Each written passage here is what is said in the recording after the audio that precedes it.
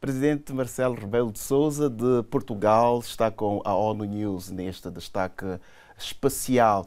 Presidente, é um prazer tê-lo aqui de novo. E é um prazer revê-lo depois de um intervalo longo da pandemia, desde 2019, setembro. Um intervalo longo. E para uma pessoa que é conhecida por distribuir afetos, deve ter sido muito penoso. Dois anos. Foi para todo o mundo. Foi muito penoso. Que diferença é que confinamento. Faz? Bom, a diferença é a seguinte: estamos a sair ainda do confinamento. É um processo que ainda demora tempo, porque mudam as relações entre pessoas, muda a forma de trabalhar, há mais digital, mas o digital não substitui o lado humano. A presença, eu espero que haja presença na Assembleia Geral em setembro, ainda com delegações pequenas, porque faz toda a diferença. Uma coisa é videoconferência, o funcionamento à distância, foi assim no ano passado. Outra coisa é o encontro humano, o encontro dos países, o encontro das pessoas, a empatia, a redescoberta depois deste período tão longo e tão difícil.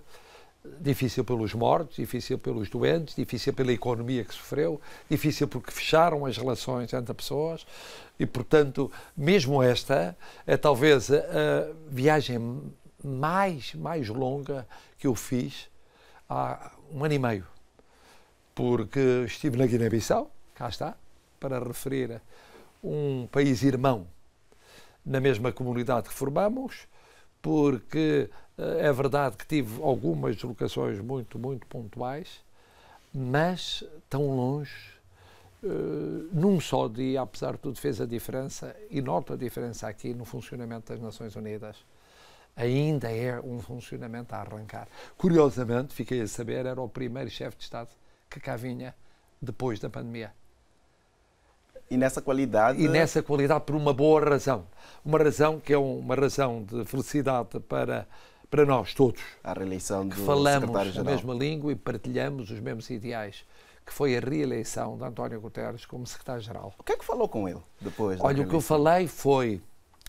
Bom, primeiro tivemos uma parte que foi a parte de congratulação. Eu felicitei-o, ele agradeceu, dizendo como estava sensibilizado, e fiquei com uma impressão muito forte, como tinha sido tão importante a presença dos nossos irmãos na língua portuguesa aqui nas Nações Unidas, no apoio à candidatura de António Guterres, como nós apoiámos há já anos a candidatura do Brasil, que vai ser membro não permanente do Conselho de Segurança, e depois Moçambique, sabia?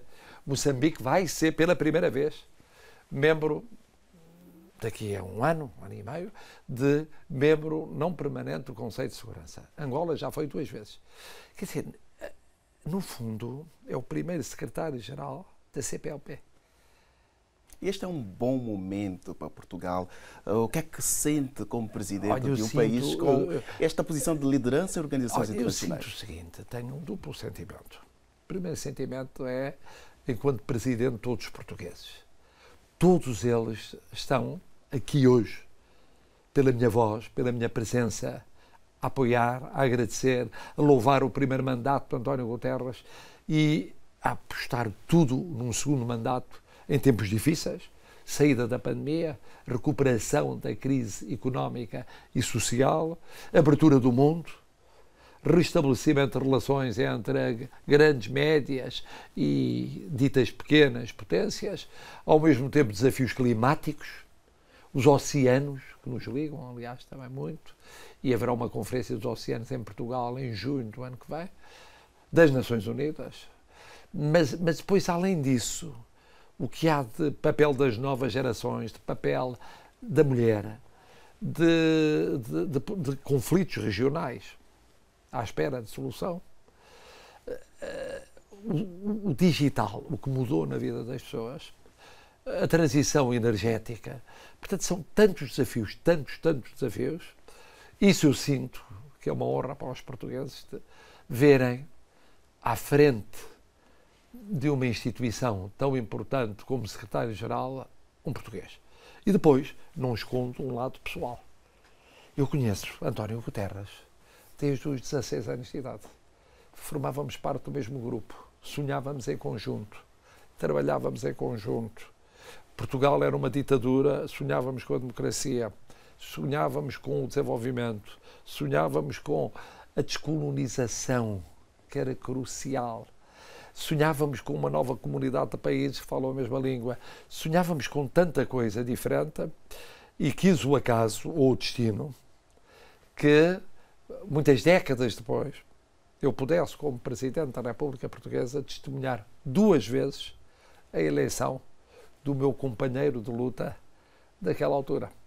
Em democracia, ele foi Primeiro-Ministro, eu era o líder da oposição, mas continuávamos naturalmente a manter a mesma amizade sempre e até uma cumplicidade a pensar na sociedade portuguesa.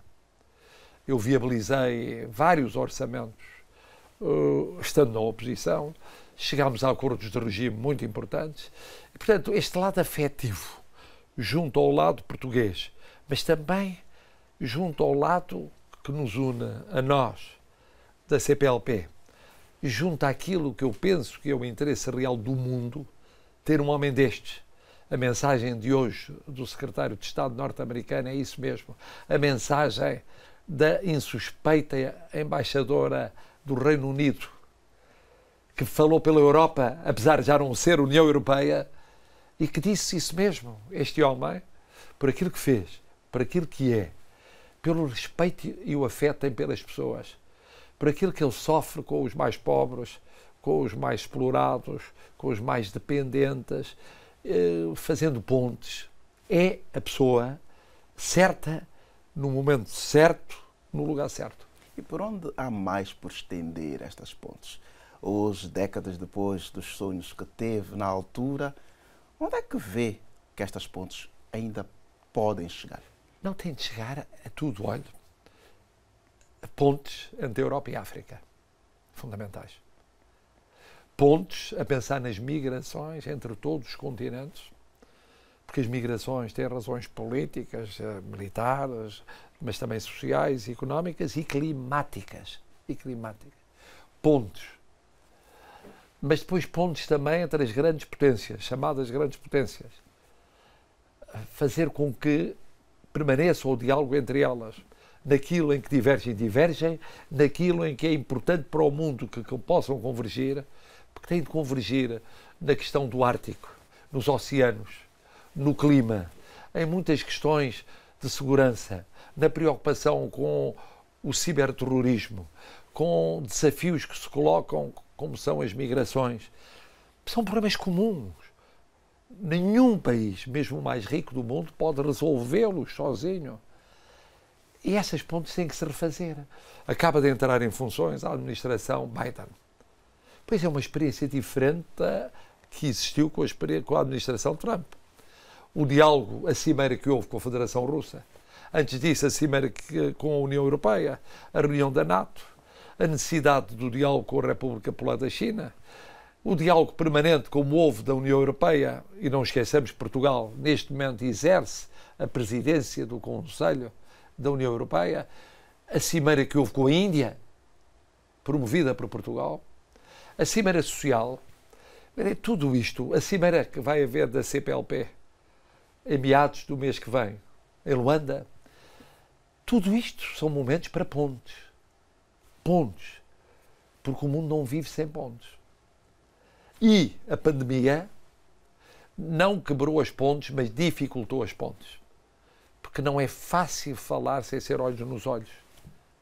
Falar através do digital pode ser prático, mas não é tão forte. Não é tão forte. E neste construir de pontes, onde é que a língua vai caber como ferramenta? Então, a língua portuguesa é um exemplo.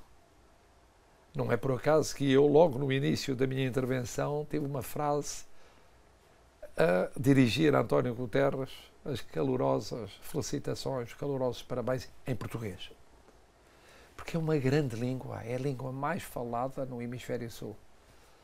E quando se diz língua, diz-se relações humanas, entre pessoas. Não é apenas a cultura, é tudo. É a economia, é a relação social, é aquilo que passa através do que se pensa, mas também através do que se sente. E as línguas aproximam as pessoas. E o português aproxima pessoas de todos os continentes. De todos os continentes. E, portanto, atravessando todos os oceanos. O papel da língua é o papel da proximidade. Porque nós estamos tão depressa nessa potência que é o Brasil, como estamos nessas potências a nível africano, que são Moçambique e Angola, como estamos nessa plataforma giratória que é Cabo Verde, ou num plano diverso, mas fundamental também, São Tomé e Príncipe, e a Guiné-Bissau, na costa ocidental, mas também estamos a falar a mesma língua em Timor-Leste. Parece que é longe. E nas comunidades migrantes de todos estes Estados. Nós sabemos o que é migrações. E por isso compreendemos os imigrantes, porque são os emigrantes de outros países. E nós que temos imigrantes nossos, não podemos deixar de tratar os imigrantes dos outros a pensar naquilo que sofrem e vivem e passam os nossos imigrantes. Aliás, no momento de pandemia, Portugal foi elogiado por várias vezes pelo tratamento que deu a migrantes, refugiados. Nomeadamente legalizando. Pois é. Agora, só nos últimos meses, milhares que foram inscritos no Serviço Nacional de Saúde. E o que é que se espera mais? Em momento de recuperação? Em para os termos de migrantes, recuperação, para refugiados, olha, não só lusófonos, mas... Para já, espera-se gratidão da nossa parte. Eu, no outro dia, no Dia de Portugal, foi dia 10 de junho, eu agradeci expressamente aos imigrantes que, por exemplo, o setor de obras públicas, infraestruturas, construção civil, nunca pararam, conjuntamente com portugueses, mantiveram a economia a andar. Isto não tem preço. E, portanto, à medida que a economia recupera, que há uma reconstrução económica, em Portugal, como um pouco por todo o mundo, é evidente que tem que ser acompanhada de inclusão, tem que ser acompanhada da compreensão, e essa compreensão supõe parcerias. Não é apenas o receber, acolher e integrar, mas é a parceria para que haja, em matéria de desenvolvimento humano, quer dizer, integral, uma cooperação permanente. Por isso eu falei do relacionamento entre continentes, a começar no relacionamento entre Europa e África. Mas temos aqui, portanto, a questão de uma Europa que, enfim, é vista como um pouco mais, vamos dizer, exigente em relação a migrantes. Portugal espera implementar medidas concretas, que medidas Portugal é que são? Insiste. É que nós não esperamos. Nós estamos aí como no clima natural, como no clima humano, que tem a ver com as migrações, nós estamos na liderança do processo. Ainda agora, na presidência, nós não deixamos cair o processo. Sabemos que há quem não acompanha ao mesmo ritmo. Por uma razão muito simples, porque não conhece. Quem não conhece, não entende. Quem não entende, não pode amar. E o que acontece com muitos dos países de vários continentes é que não têm a proximidade que nós temos. E por isso temos de explicar. Temos de explicar que o que acontece no Mediterrâneo, o que acontece nos outros oceanos, as migrações que são transcontinentais, tem a ver com falta de parceria e com problemas de desenvolvimento que vêm de egoísmos, que são de muitos de nós. Mas explicar isso a quem não teve essa experiência é difícil. Eu, às vezes, encontro-me a falar com parceiros e amigos europeus que me dizem o que sofrem, o que para eles é importante na Europa de Leste, o relacionamento a leste. E eu digo, agora pensem também o que é no Sul, o relacionamento no Sul. Ponham-se na posição de europeus do Sul e entendam o que é termos um diálogo que é secular e parcerias por fazer ou refazer com o Sul. O Sul, América Latina, o Sul, África, mais rapidamente e mais de perto. E, portanto, tem razão. Há quem demore mais tempo a perceber, acaba por perceber, mas por uma razão muito simples, porque não conhecia, não vivia, não vibrava, não sentia.